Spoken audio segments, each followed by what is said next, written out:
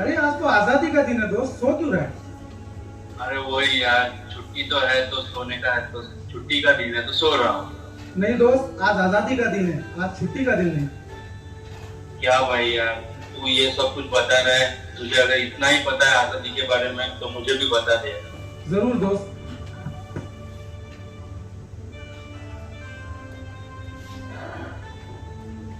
आजादी क्या है? आजादी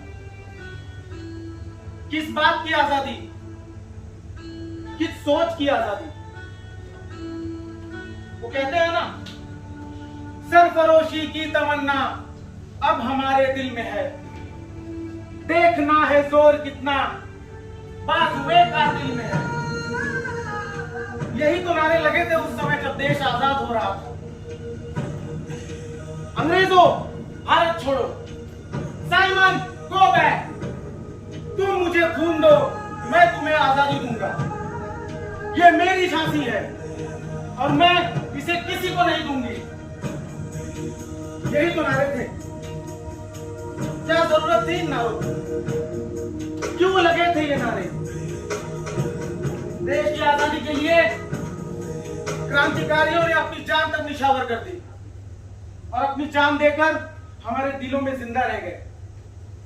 वो कहते हैं ना कि गनीमत है मुझ में अभी लबालब भरा नहीं हूं। वो समझते हैं मुर्दा मुझे, उनसे कह दो मैं अभी मरा नहीं हूं। सारे क्रांतिकारी आज भी हमारे दिलों में जिंदा है। मैं सलाम करता हूं क्रांतिकारी भगत सिंह, सुखदेव और राजगुरु को, जो हंसते हंसते फांसी के तख्ते पर झूल गए।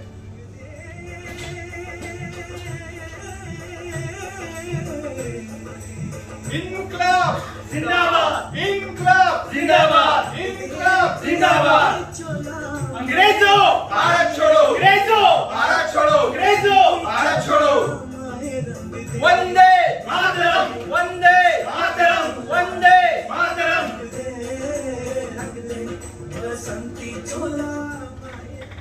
बस ऐसे ही नारे लगे थे। मैं याद दिलाना चाहूंगा, जब फांसी में जाने से पहले भगत सिंह ने एक संदेश अपनी मां को दिया था और उन्होंने कहा था कि कह देना मेरी मां से मेरे जाने के बाद मेरी लाश को लेने ना आए। कहीं भगत सिंह की मां के आंखों के आंसू देखकर देश की उम्मीद ना टूट जाए। यह पूरा मेरी परिवार सलाम करता है ऐसे जज्बे को।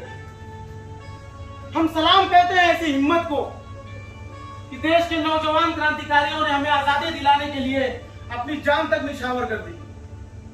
हम धीरे धीरे आजादी की तरफ बढ़ रहे थे। देश में क्रांति की आग लग चुकी थी और तब उस ऐतिहासिक दिन का आगाज हुआ जब 15 अगस्त 1947 को देश आजाद हुआ।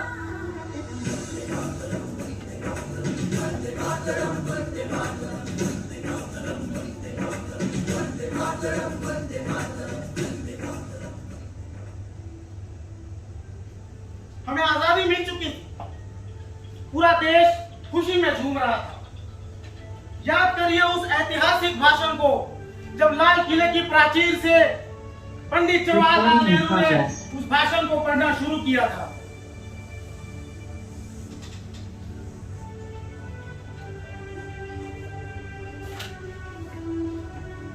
Long years ago, we made a trace to the destiny. Now, we shall redeem it with full pledge. Not fully or with measure, but substantially. At the stroke of the midnight hour, when the world sleeps, India will awake to life and freedom. Jai Hind! जय हिंद।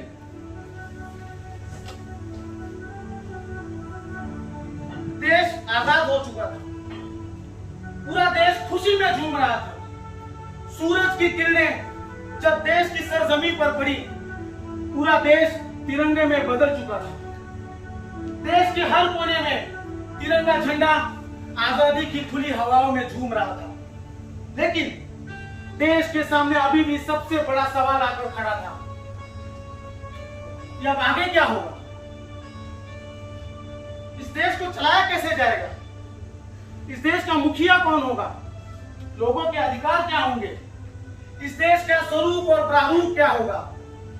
और तभी सबके जहन में बस खाली एक ही नाम आ रहा था, डॉक्टर भीमराव अंबेडकर। डॉक्टर भीमराव अंबेडकर के साथ मिलकर एक समिति का गठन हुआ और डॉक्टर भीमराव अंबेडकर ने यह जिम्मेदारी बखूबी अपने सर पर ली। साथ ही में देश के लौह पुरुष कहे जाने वाले सरदार वल्लभ भाई पटेल अखंड भारत के सपने को लेकर देश की तरक्की के लिए आगे बढ़ते रहे। छोटे छोटे राज्यों को मिलाकर वो एक अखंड भारत का निर्माण करना चाहते थे।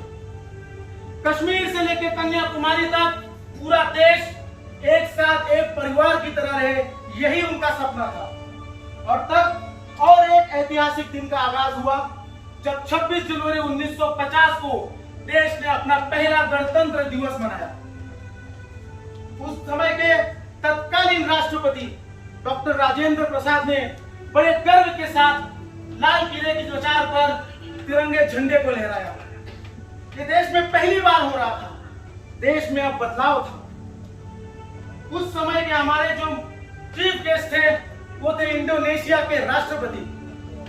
यह पहली बार हुआ था जब आजादी के बाद भारत देश गणतंत्र दिवस मना रहा था। हमने जोरदार शक्ति प्रदर्शन किया। हमारी भारतीय सेना दिल्ली के पथ पर मार्च कर रही थी। देश पहली बार अपने गणतंत्र दिवस को देख रहा था और तभी हमने और एक पल अपने इतिहास के सुवर्ण अक्षरों में लिखा जब डॉक्टर भीमराव अंबेडकर ने देश का संविधान देश के सामने प्रस्तुत किया।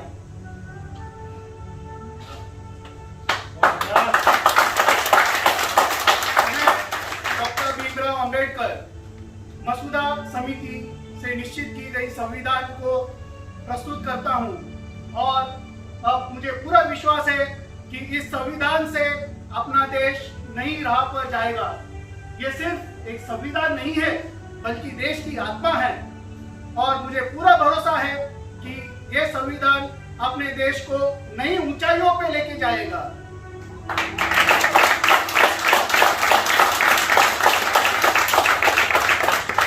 देश आजाद हो चुका था, देश के पास अपना खुद का संविधान था, लोगों को उनके अधिकार मिल चुके थे। दूसरी तरफ भारत के लौह पुरुष सरदार वल्लभ भाई पटेल अखंड भारत का सपना लिए आगे की तरफ बढ़ते जा रहे थे। उन्होंने छोटे छोटे राज्यों को मिलाकर अखंड भारत का सपना पूरा करने की पूरी कोशिश की।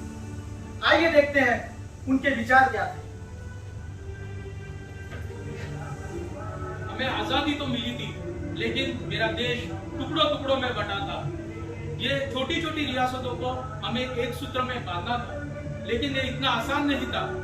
मैं 3 विषयों को के ऊपर ये छोटी छोटी रियासतों को लेकर एक अखंड भारत का निर्माण करूंगा।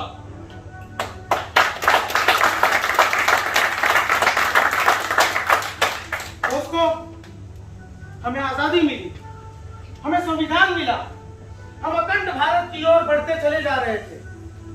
देश में परिवर्तन की आग लग चुकी थी, देश अब बदल रहा था। अलग अलग क्षेत्रों में हम आगे बढ़ रहे थे। देश के हर कोने से लोग अपनी प्रतिभा के दम पर देश को आगे बढ़ाना चाहते थे।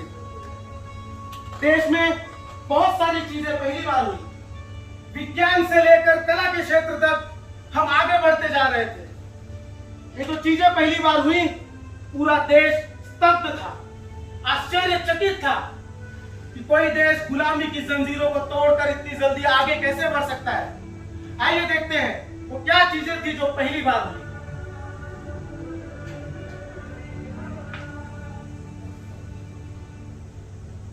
ये वो समय था जब पूरा विश्व इस नौजवान देश की तरफ संदेह की निगाह से देख रहा था।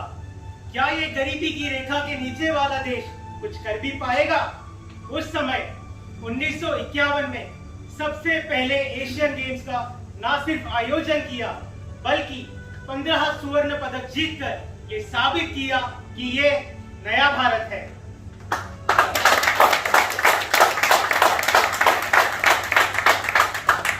इन चुनौतियों के बाद भारत ने जिस हक के लिए अपनी लड़ाई लड़ी थी, उन्हीं मूल्यों पर आधारित दुनिया के सबसे बड़े लोकतांत्रिक चुनाव का आगाज हुआ।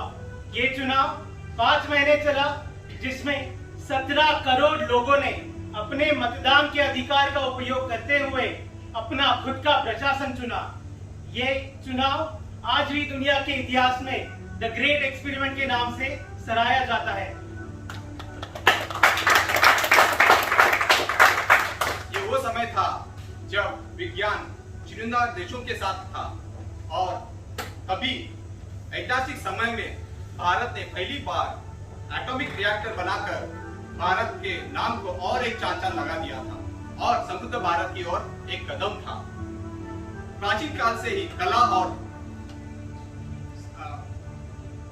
साहित्य में समृद्ध भारत का पहला सिनेमा जिसमें महिला एक मुख्य भूमिका में थी और उसे ऑस्कर के लिए नामांकन किया गया था और उसका नाम था मदर इंडिया।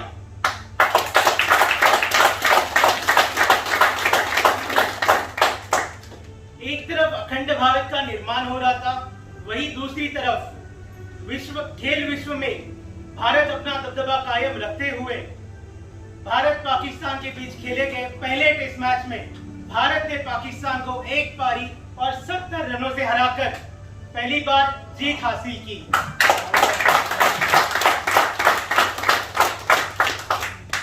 सर्वांगीण विकास की ओर तेजी से दौड़ते हुए भारत ने इस रफ्तार को जलद और यातायात को सहज करने के लिए रेलवे राष्ट्रीयकरण का प्रस्ताव पारित किया, जिसने दुनिया के सबसे बड़े और सबसे जटिल रेल नेटवर्क को जन्म दिया।